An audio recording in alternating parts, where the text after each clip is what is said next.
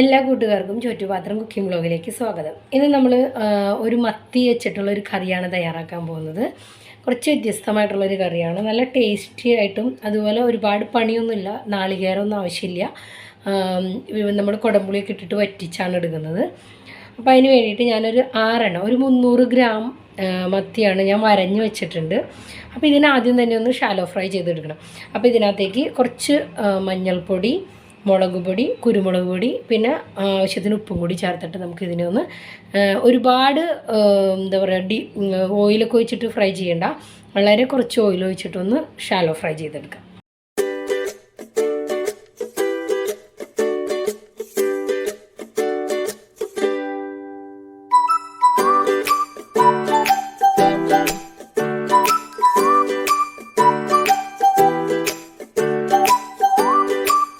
നമ്മൾ മത്തി അവിടെ ഇരുന്ന് ഫ്രൈ ആയി വരുമ്പോഴത്തേനും നമുക്ക് കുറച്ച് ഒരു 3 അല്ലി ചെറിയുള്ളി, 2 വെളുത്തുള്ളിയുടെ അല്ലി, ഒരു ചെറിയ പീസ് ഇഞ്ചി, പിന്നെ പച്ചമുളക് ഞാനിവിടെ കീറിയിട്ടേക്കാണ്, നിങ്ങളുടെ എരിവനുസരിച്ച് എടുത്തോളൂ.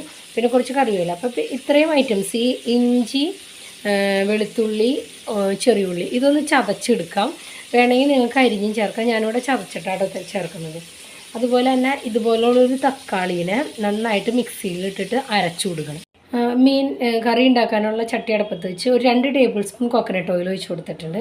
അതിനകത്തേക്ക് ഒരു 1/4 ടീസ്പൂണ് ഉലുവ ഇട്ട് കൊടുക്കുക. ഇതിലേക്ക് നമ്മൾ അരിഞ്ഞു വെച്ചാൽ പച്ചമുളക്, കറിവേപ്പില, ചതച്ച് വെച്ചിരിക്കുന്ന ഇഞ്ചി, ചുമന്നുള്ളി, വെളുത്തുള്ളി, ഇത്രയും സാധനങ്ങൾ ചേർത്ത് കൊടുക്കുക.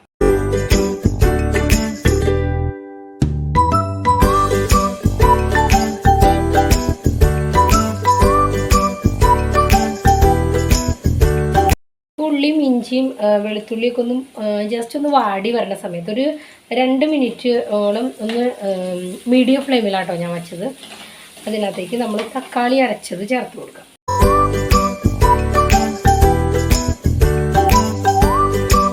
തക്കാളി ഒന്ന് വെന്ത് വരണം. അതിന് വേണ്ടിയിട്ട് നമുക്ക് ലോ ഫ്ലെയിമിൽ വെച്ചിട്ട് ഒന്ന് മൂടി വെച്ച് കൊടുക്കാം.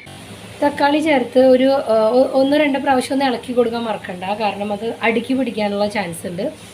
അതിലെ എണ്ണയ്ക്ക് ഒന്ന് തെളിഞ്ഞ് വരുന്ന സമയത്ത് നമുക്ക് ഇതിനകത്തേക്ക് കുറച്ച് മഞ്ഞൾപ്പൊടി, ഒരു 2 ടേബിൾ സ്പൂണ് അളവിൽ കാശ്മീരി റെഡ് ചില്ലി പൗഡറാണ് ഞാൻ ചേർക്കുന്നത്, കാരണം പച്ചമുളക് നമ്മൾ ആവശ്യത്തിന് ഇട്ട് കൊടുത്തിട്ടുണ്ട്. 1 ടേബിൾ സ്പൂൺ അളവിൽ മല്ലിപ്പൊടി.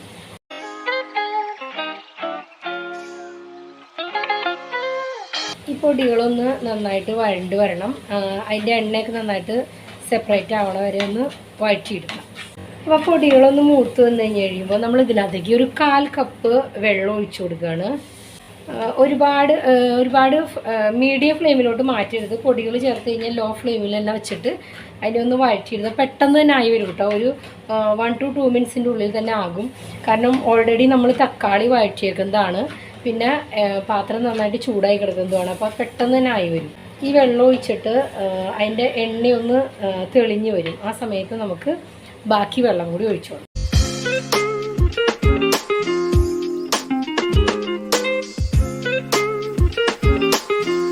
ഇപ്പം നമ്മുടെ ഗ്രേവിയിൽ ആ എണ്ണയൊക്കെ ഒന്ന് സെപ്പറേറ്റ് ആയിട്ട് വന്നിട്ടുണ്ട്.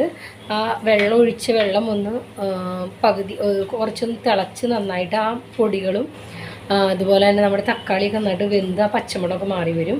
ആ സമയത്ത് ഇതിനകത്തേക്ക് ആവശ്യത്തിന് വെള്ളം ഒഴിച്ചു കൊടുക്കുക. ഞാനൊരു 2.5 കപ്പ് വെള്ളമാണ് ഒഴിച്ചു കൊടുക്കാൻ പോകുന്നത്. ഇനി തീയൊന്ന് ഫുൾ ഫ്ലെയിമിലേക്ക് മാറ്റാം. എന്നിട്ട് ഇതിനകത്തേക്ക് കുടംപുളി ചേർത്ത് കൊടുക്കാം. അവരവരുടെ ടേസ്റ്റ് അനുസരിച്ചിട്ട് നിങ്ങളുടെ കയ്യിലിരിക്കുന്ന പുളിയുടെ ഒരു ടേസ്റ്റ് അനുസരിച്ചിട്ട് ചേർത്താൽ മതി. ഞാനിവിടെ ഒരു 3 പീസാണ് എടുത്തിരിക്കുന്നത്. തക്കാളി ഉള്ളത് കൊണ്ട് തന്നെ ചെറുതായിട്ടൊരു പുളി ഉണ്ടാവും. അപ്പോൾ അതനുസരിച്ചിട്ട് കുടംപുളി ചേർത്ത് കൊടുത്താൽ മതി. ഇനി ഫുൾ ഫ്ലെയിമിലിട്ടിട്ട് ഇതൊന്ന് തിളച്ച് വരട്ടെ. തിളച്ച് വരുമ്പോൾ നമുക്ക് ആവശ്യത്തിന് ഉപ്പും ചേർത്തിട്ട് നമ്മുടെ ഷാലോ ഫ്രൈ ചെയ്ത് വെച്ചേക്കണം മത്തീനെ ഇതിനകത്തേക്ക് ഇട്ട് കൊടുത്തിട്ട് ഒരു മീഡിയം ഫ്ലെയിമിൽ വെച്ച് ഒരു 10 to 15 മിനിറ്റ്സ് നന്നായിട്ട് തിളപ്പിച്ചെടുക്കണം. നമ്മുടെ മീൻ കറിയുടെ ആ ഗ്രേവി നന്നായിട്ട് തിളച്ച് വന്നിട്ടുണ്ട്. അപ്പോൾ ഇതിനകത്തേക്ക് നമ്മൾ വറുത്ത് വെച്ചിരിക്കുന്ന മീൻ ചേർത്ത് കൊടുക്കാം. ആവശ്യത്തിന് ഉപ്പും ഇട്ട് കൊടുക്കാം. ഉപ്പ് ചേർക്കുമ്പോൾ ശ്രദ്ധിക്കണം, നമ്മൾ ഓൾറെഡി മീനിൽ കുറച്ച് ഉപ്പ് ഇട്ടിട്ടുണ്ട്, അതനുസരിച്ച് ഇട്ട് കൊടുക്കാം.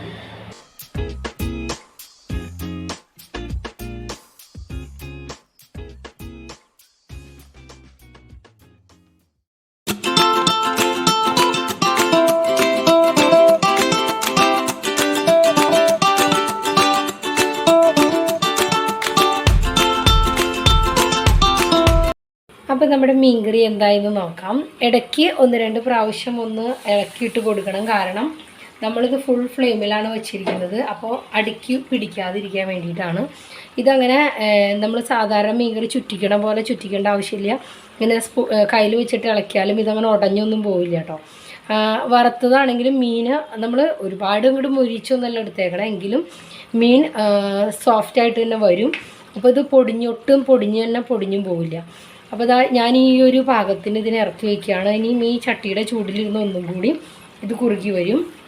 അപ്പോൾ ഇതിനകത്തേക്ക് അവസാനമായിട്ട് ഇത് ഓഫ് ചെയ്തതിന് ശേഷം കുറച്ച് കറിവേപ്പിലയും 1 ടീസ്പൂൺ വെളിച്ചെണ്ണ വേണമെന്നുണ്ടെങ്കിൽ മാത്രം ചേർത്ത് കൊടുത്താൽ മതി, നിർബന്ധമില്ല. അപ്പോൾ ഇതാ നമ്മുടെ മീൻകറി ഇവിടെ റെഡി ആയിട്ടുണ്ട്. മത്തിക്കറി, ഒരു സ്പെഷ്യൽ മത്തിക്കറിയാണ്. എല്ലാവരും ഒന്ന് ട്രൈ ചെയ്ത് നോക്കണം. നിങ്ങൾക്ക് ഇതേ രീതിയിൽ തന്നെ അയിലയും കറി വയ്ക്കാം. അത് ഒരുപാട് വലിപ്പമുള്ള അയിലയല്ല, ഒരു ചെറിയ മീഡിയം സൈസിലുള്ള അയില ഇതുപോലെ തന്നെ നിങ്ങൾക്ക് കറി വെച്ചെടുക്കാം. അപ്പോൾ എല്ലാവരും ഒന്ന് ട്രൈ ചെയ്ത് നോക്കുക. ചോറിൻ്റെ കൂടെയോ കപ്പയുടെ കൂടെയോ ചക്കയുടെ കൂടെയോ ചേമ്പിൻ്റെ കൂടെയോ ഒക്കെ നല്ല ടേസ്റ്റാണ് ഈ മീൻകറി. നിങ്ങളുടെ അഭിപ്രായങ്ങൾ കമൻറ്റ് ബോക്സിൽ അറിയിക്കുക. പുതിയൊരു വീഡിയോയിലൂടെ നമുക്ക് വീണ്ടും കാണാം. എല്ലാവർക്കും നന്ദി, നമസ്കാരം.